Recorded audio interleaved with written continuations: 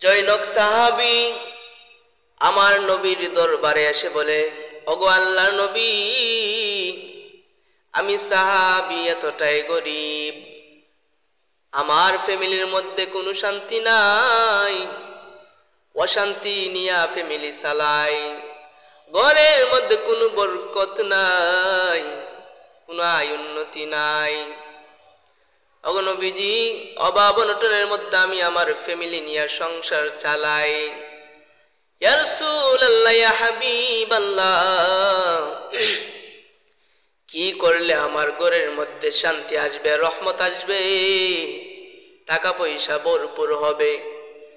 আল্লাহর নবীকে যখন এই কথাটা বলে, আল্লাহর নবী বলেন, ও সাহাবী, আমি নবী তোমাকে এমন একটা আমল শিখাইয়া দিব, যে আমল যদি তুমি করতে পারো, আল্লাহ রাব্বুল আলামিন ওই আমলের বিনিময়ে তোমার ঘরের মধ্যে অসংখ্য টাকা দিবেন, ঘরের মধ্যে রহমত হবে, শান্তি আসবে, অভাব অনটন দূর হবে।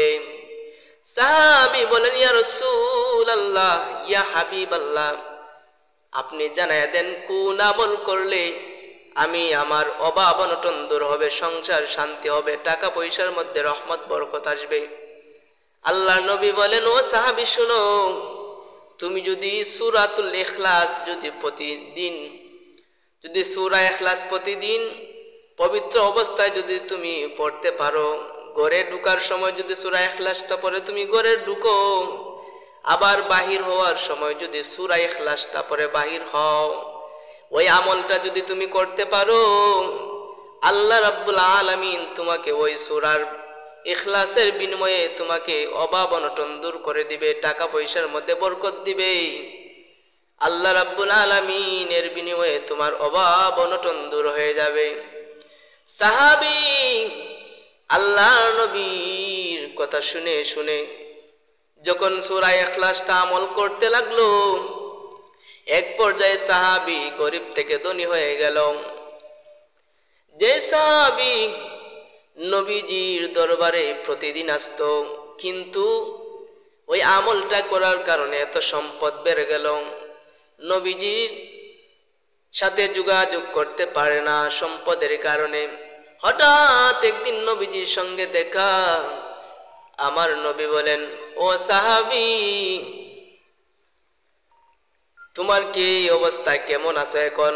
সাহাবী ডাক দেও, কয়, ইয়া রাসূলুল্লাহ, ইয়া হাবিবাল্লাহ, ওগো আল্লাহর নবী, আপনি যে আমলটা দিয়েছিলেন, ওই আমলটা করার ফলে আল্লাহ রাব্বুল আলামিন আমাকে এত সম্পদ বানাইছেন যে আমি এক বেলা খাইলে দুই বেলা খাইতে পারতাম না, অভাব অনটনের দিন যাইতো।